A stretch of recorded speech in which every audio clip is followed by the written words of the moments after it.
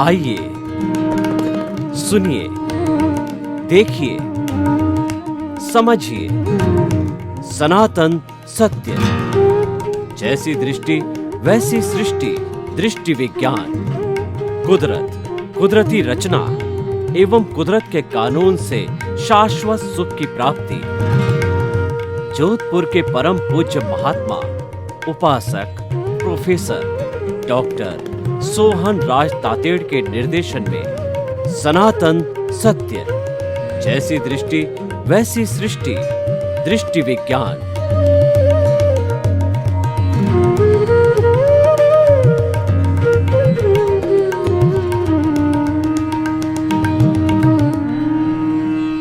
भाई और बहनों, मातृशक्ति को नमन। आज हमारा सुंदर विषय अर्जन एवं विसर्जन। अर्जन का अर्थ होता है अर्न करना, प्राप्त करना, कमाना, जोड़ना। और विसर्जन का अर्थ होता है खर्च करना, दान देना। और जो हमें कुछ हमारे पास है उसको बांटना, वह विसर्जन कहलाता है। ये अर्जन और विसर्जन हमारे भौतिक जगत में भी लागू तो होता है और अध्यात्म जगत में भी लागू होता है। तो अर्जन और विसर्जन को हम दोनों कोण से समझने की कोशिश करेंगे, क्योंकि व्यवहार शुद्धि बिना निश्चय शुद्धि नहीं है।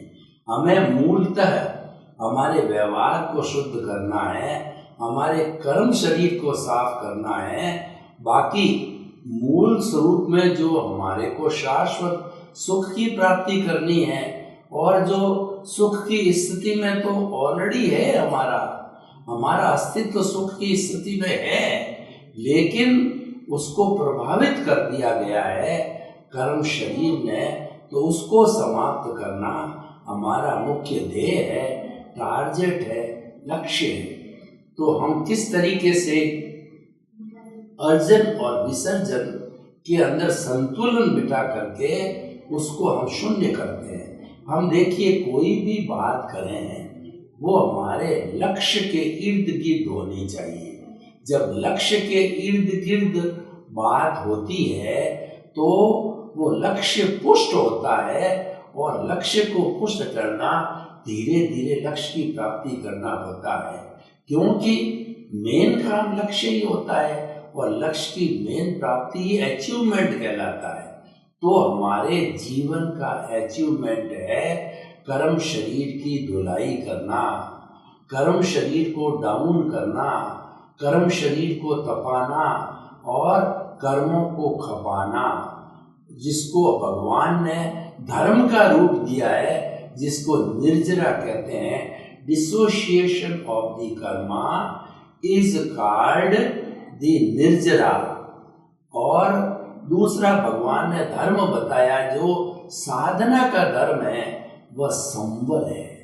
संवर का अर्थ होता है प्राणी मात्र को दुख न देना, और जीवन में संतुलन बनाए रखना, और हमारे जो बुराइयां हैं उसको त्यागना, आश्रव को त्यागना, आश्रव को बंद करना संवर कहलाता है। संवर एक साधना है, संवर एक तपस्या है। जितने जितने हम तप करते हैं वो सारा संवर के अधीन आता है, और उसकी निष्पत्ति सबकी, जो भी हम संवर की तप की कार्रवाई करें उन सब की निष्पत्ति होती है निर्जरा, यानी कर्म शरीर को तपाना।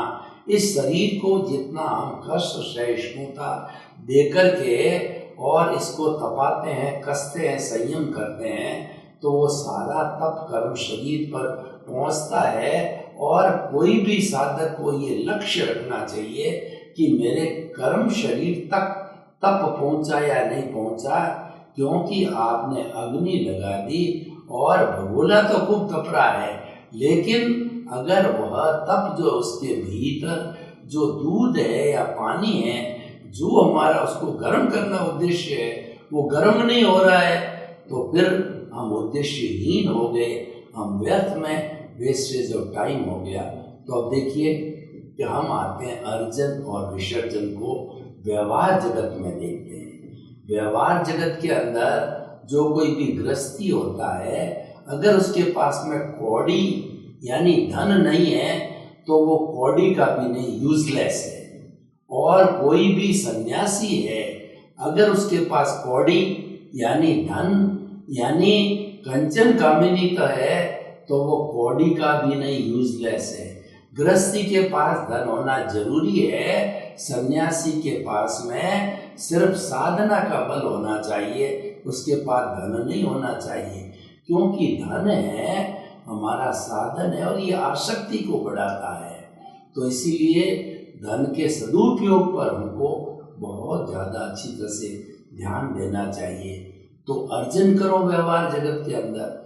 और आजकल जो है सारा जितना भी गृहस्थी का कार्य होता है वो पैसे के माध्यम से होता है।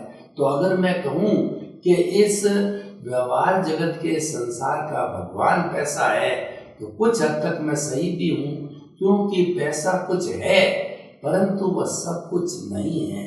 जब ये अर्थ के रूप में रहे और उसका सदुपयोग होता रहे तो अर्थ बहुत अच्छी चीज़ है। अर्थ साधन है, इसका उपयोग करना ही पड़ेगा, करते हैं और करना चाहिए। लेकिन जब अर्थ अनर्थ बन जाए तब वह कष्टकारी होता है। आप कितनी भी तरक्की करो, आप कुछ भी कमाओ, कुछ भी बड़े बनो, लेकिन उसकी वजह से किसी का अहित नहीं होना चाहिए। किसी का अहित होता है तो वह आपका कार्य उचित नहीं है। ये हमारे समाज के एथिक्स है, समाज के नियम है। इसको परोपकार कहते हैं कि हमें कुछ भी करना कार्य है वो लोगों की भलाई, जगत कल्याण, जय जगत और लोक निर्माण के लिए करना चाहिए। तो भाई और बहनों, अर्जन हर व्यक्ति करता है और करना ही पड़ेगा, क्योंकि गृहस्थी को अर्जन के बिना काम नहीं चलता। गृहस्थी की मूलभूत आवश्यकता है रोटी, कपड़ा, मकान, शिक्षा, चिकित्सा है। तो इसकी जितनी जितनी नीड्स है मनुष्य के शरीर की, उसके परिवार की, और कभी कभी अतिथि भी आ जाता है, अतिथि देवो भव होता है, तो उसकी भी सेवा करनी होती है। और समाज है, देश है, हर जगह व्यक्ति को कंट्रीब्यूट करना पड़ता है, तो उसके लिए अर्जन करना आवश्यक है।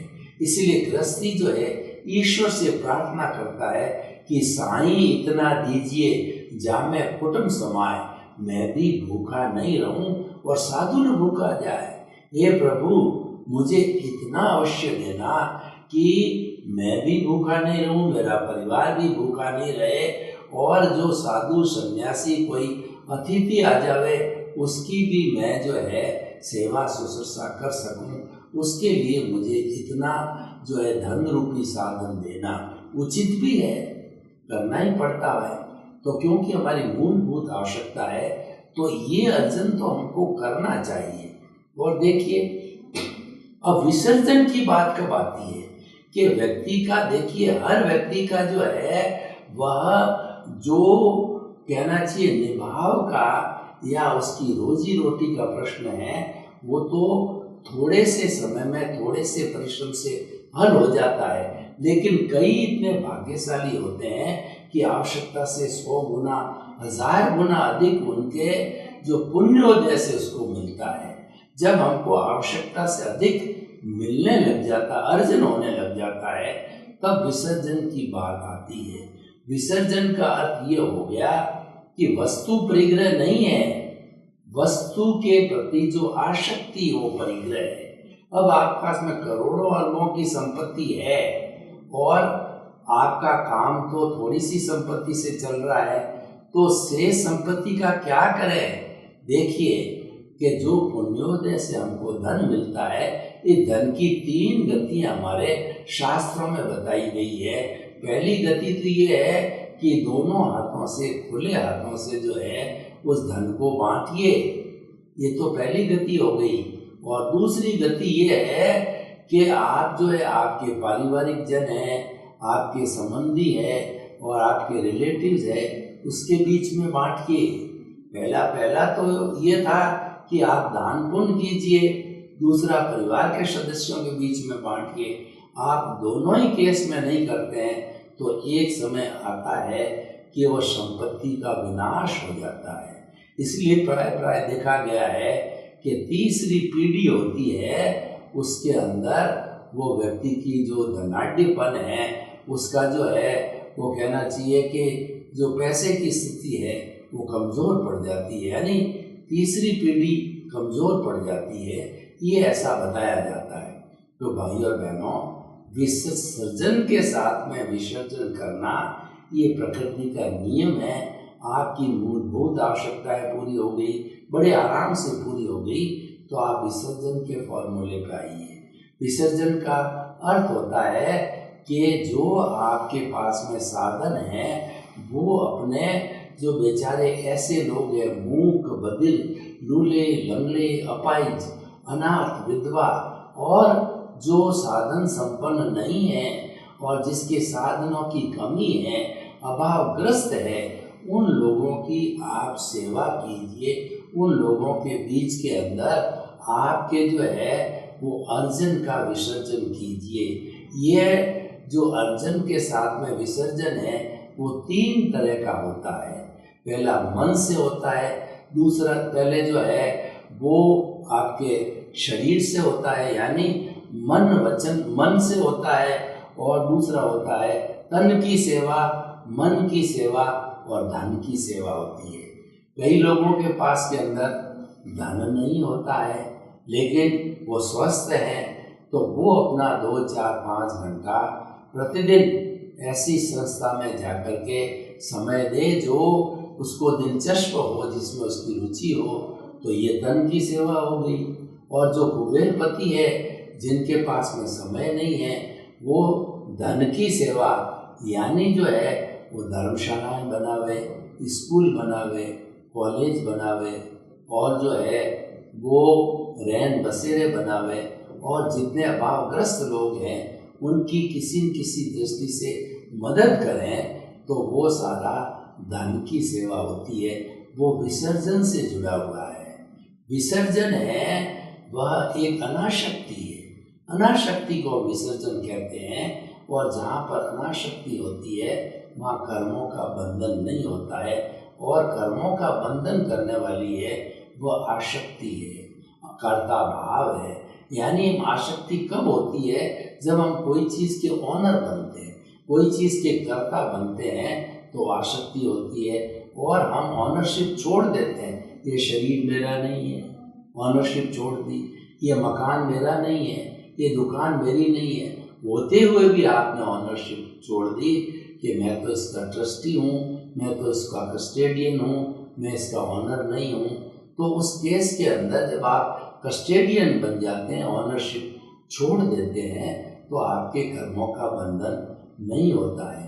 तो ये सारा जो है विसर्जन वहाँ से प्रारंभ होता है जब आप ऑनरशिप छोड़ते हैं। तो जीवन के अंदर एक लक्ष्य बनाइए कि मैं किसी चीज़ का ऑनर नहीं हूँ। और वास्तव में तो देखिए कि जब सद्गुरु के द्वारा, ज्ञानी पुरुष के द्वारा, हमारे पुण्योदय से जब हमको ज्ञान दिया जाता है, तो ज्ञान देने के समय ही हमारा परमानेंटली कर्ता पद जो है वो ब्लॉक कर दिया जाता है। कर्ता पद से हमको हमेशा हमेशा के लिए फॉरएवर हटा करके और हमको जो है वो अंतरात्मा पद के ऊपर बिठा दिया जाता है, और वहाँ से हमारी तरक्की प्रारंभ हो जाती है। ये विसर्जन की अवस्था है। कर्ता अकर्ता हो गए तो फिर हम मालिक ही नहीं है, तो विसर्जन करना ही है। वहाँ पर दो कोई बात, विसर्जन होता भी है, करना भी है और किया भी जाता है, क्योंकि आवश्यकता की तो पूर्ति होगी और शेष के हम मालिक नहीं है, तो ऑटोमेटिकली वो काम होता रहता है।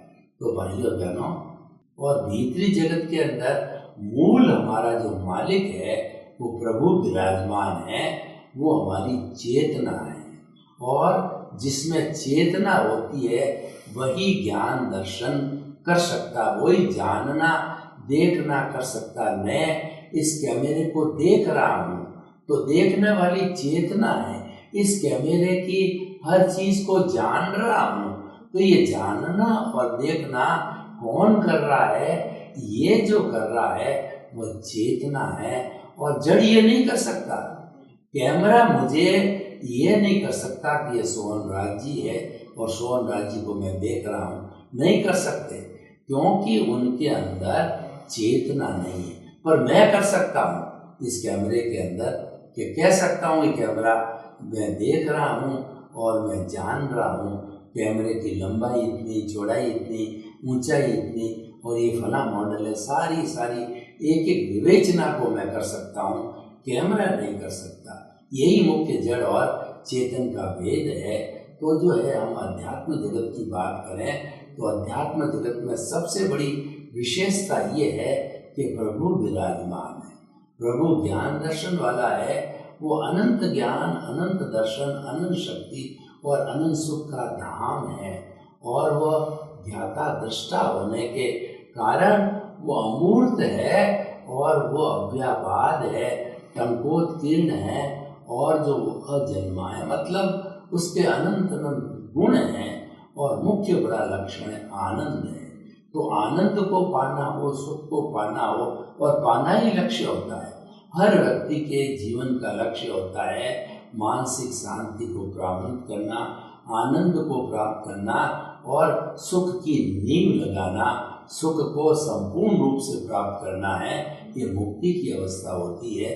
तो कुल मिलाकर के हम जो है भीतरी जगत से बहुत कुछ पाते हैं। भीतरी जगत के नियम अलग होते हैं, बाहरी जगत के अलग नियम होते हैं। बाहरी जगत हमारा स्थूल है, भीतरी जगत हमारा सूक्ष्म है, भीतरी जगत पावरफुल है, भीतरी जगत बाहरी जगत को संचालित करता है। मैं आपको उदाहरण दूं कि आपने कभी अपने मोबाइल के अंदर जो है मेमोरी कार्ड को डलाया होगा, तो एक छोटा सा चिप मेमोरी कार्ड है, उसके अंदर 100 GB तक की भी कहना चाहिए कैपेसिटी होती है। तो पूरी एक सेंट्रल लाइब्रेरी यूनिवर्सिटी की एक जो है इस चिप के अंदर आ जाती है। तो ये कितना बड़ा पावर है। और सूक्ष्म जगत की बात करें तो जो हमारे तारापुर के अंदर थर्मल पावर प्लांट है, उसके अंदर एक अणु को तोड़ करके न्यूट्रॉन, प्रोटॉन वगैरह को तोड़ करके और हजारों जो किलोवाट की यूरेनियम को तोड़ करके किलोवाट की बिजली तैयार की जा सकती है। इसका मतलब सूक्ष्म है, बहुत पावरफुल होता है। और आत्मा तो सूक्ष्म सूक्ष्मतम है, उसके शरीर ही नहीं है, फिर सूक्ष्मता की क्या बात करें। सूक्ष्मता तो शरीर वालों की होती है, चतुष्पर्शी होते हैं वो अति सूक्ष्म होते हैं, अष्टस्पर्शी होते हैं वो कम सूक्ष्म स्थूल होते हैं। तो इस तरीके से जब आत्मा तो अक्रिया है, उसके जो शरीर नहीं है, तो सूक्ष्म और सूक्ष्मतम की क्या बात करें। तो देखिए कि हम जो है भीतरी जगत के अंदर अर्जन और विसर्जन की बात को लागू करें कि हमारा जो कार्बन शरीर है, जिसके कारण ये आत्मा और शरीर बंधे हुए हैं, कर्म शरीर है। तो इस जन्म के अंदर कर्म शरीर का मान लीजिए x घनत्व था, उसका x वॉल्यूम था। अब हमने उसको धीरे धीरे x+10 किया, x+20 किया। इसका मतलब ये है कि हम उस कर्म शरीर को बढ़ाते जा रहे हैं। तो ये तो जो है ये अर्जन की प्रक्रिया, इसको हम चार्ज कहते हैं। कुछ न कुछ चार्ज करते रहे। ये जो प्रतिष्ठित आत्मा हमारे वर्तमान में शरीर के साथ जुड़ी हुई है, ये भाव डाल करके, कॉजेज डाल करके और उसके अनुरूप जो है ये चार्ज करती रहती। इस चार्ज को हम अर्जन करते हैं। और जो पिछले जन्म से जो चार्ज होकर के आया था, वो इस जन्म के अंदर पुण्य और पाप के रूप में वो हमारा उदय और प्रारब्ध के अधीन जो है विसर्जन यानी डिस्चार्ज होता रहता है। उसी वही प्रतिष्ठित आत्मा पूर्व जन्म की इस जन्म में डिस्चार्ज जो है प्रतिष्ठित आता है, और इस जन्म की जो है चार्ज प्रतिष्ठित आत्मा आने वाले जन्म की प्रतिष्ठित आत्मा होगी। तो ये हमारा जो सृजन और विसर्जन कहिए, अर्जन और विसर्जन कहिए, वो दोनों साथ चलता रहता है। तो हमको तो करना क्या है, हमको विसर्जन ज्यादा करना है, अर्जन कम करना है। यानी हमारे जो कर्म को खपाना ज्यादा है, बढ़ाना नहीं है। क्योंकि बढ़ते जाएंगे तो भाव भवान्तर से हम जो है घूमते आ रहे हैं इस 84 लाख के जो है चक्कर के अंदर, और अपना अर्जन बढ़ता गया, यानी हमारी कॉजल बॉडी बढ़ती गई, कर्म शरीर बढ़ता गया, तो फिर हम कई कई जन्मों तक और घूमते रहे। घूमना हमारा लक्ष्य नहीं है, क्योंकि वो दुख का कारण है। और हम क्यों घूमें? तो ये सारी चेतना कब जगती है? मनुष्य को ही जगती है और किसी प्राणी को नहीं जगती है।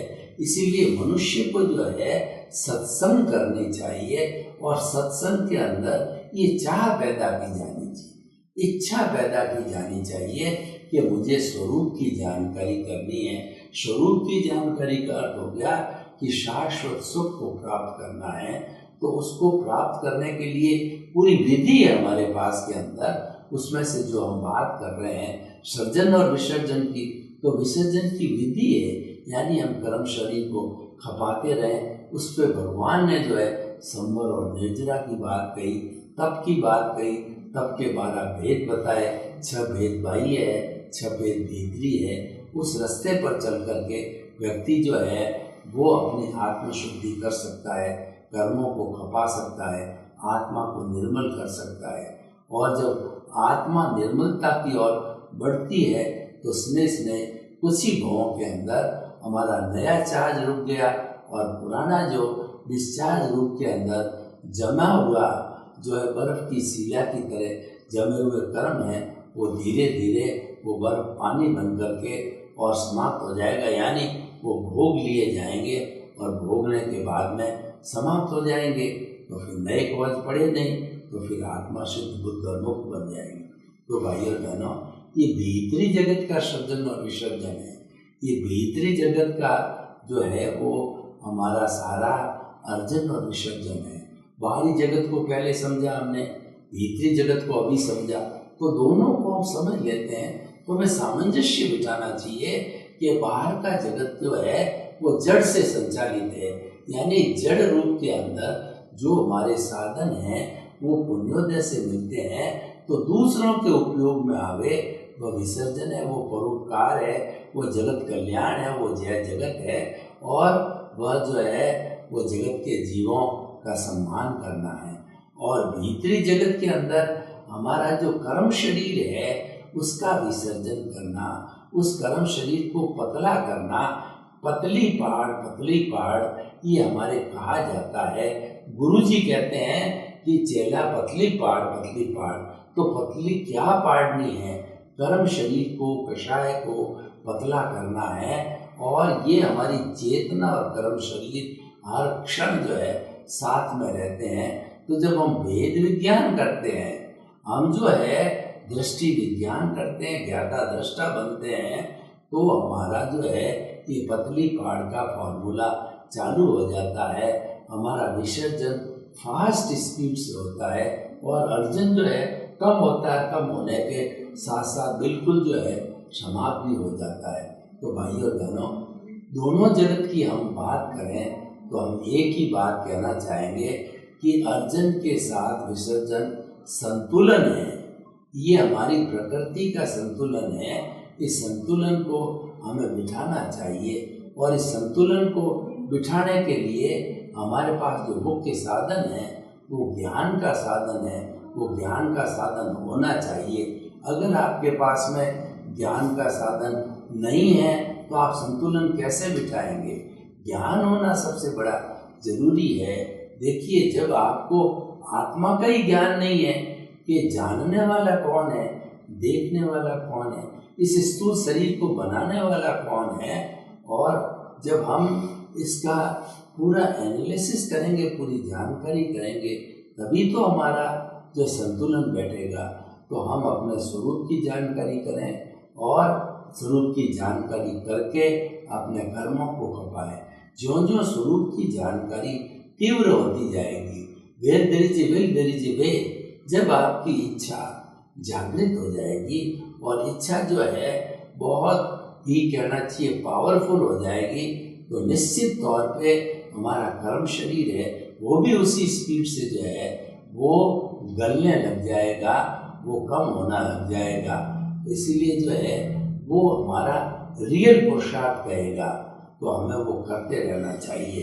तो भाइयों और बहनों, हम आपको बताना चाहते हैं कि अर्चन के साथ विसर्जन है, ये जो हमारे व्यवहार जगत पे भी उतना ही लागू होता है जितना निश्चय जगत में लागू होता है। देखिए, व्यवहार जगत के अंदर जो है हम हमारे जीवन का जो मुख्य ध्येय अर्जन का है, हम करते रहते हैं, करना चाहिए, करना पड़ेगा, कोई बात नहीं है। लेकिन जब तक उसके साथ विसर्जन का संतुलन का फॉर्मूला नहीं बैठता है तो फिर वो एकांगी हो जाता है, और एकांगी दृष्टिकोण हमेशा ही दुखदायी होता है, अनेकांतवादी दृष्टिकोण सुखदायी होता है।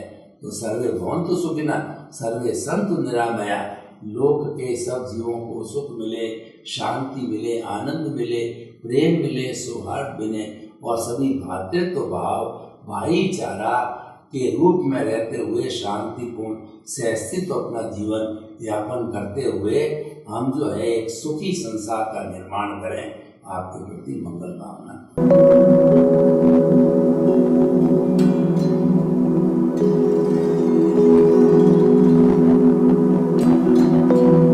एक ऐसा अंतर्राष्ट्रीय ख्याति प्राप्त मानव जो गुरु प्रेरणा से पिछले 20 वर्षों से वानप्रस्थ जीवन जीते हुए 24 घंटे मानवता की सेवा में संलग्न है।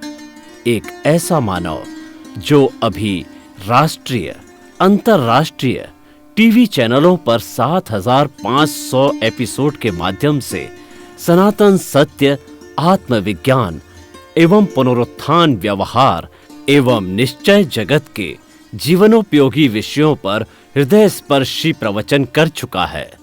उस मानव का नाम है महात्मा उपासक प्रोफेसर डॉक्टर सोहन राज तातेड़।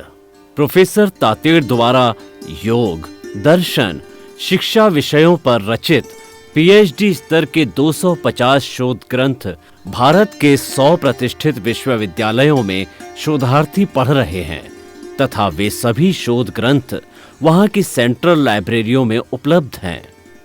महात्मा सोहन राज ने अभी तक हजारों स्कूलों, कॉलेजों, विश्वविद्यालयों एवं संस्थाओं में सेमिनार, वर्कशॉप, कैंप लगाकर लाखों विद्यार्थियों को योग, दर्शन, शिक्षा का प्रशिक्षण देकर उन्हें सुसंस्कारित किया।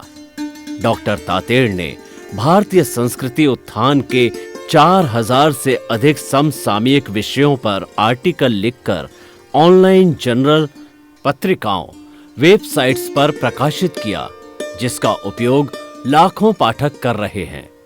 उपासक तातेड़ के 5000 से अधिक आज का सुविचार, आज का शुभ संदेश, आज का मंगल भावना योग आदि चिंतन websites, Twitter, blogger, Facebook, YouTube माध्यमों से लाखों लोग अपना जीवन निर्माण कर रहे हैं। मानवता के मसीहा ऐसे महामानव महात्मा सोहन राज तातेड़ के प्रोफाइल को अभी तक विश्व के 20 लाख दर्शक यूट्यूब पर, 12 लाख गूगल पर एवं लाखों दर्शक फेसबुक, ब्लॉगर, ट्विटर और इंस्टाग्राम पर देख चुके हैं।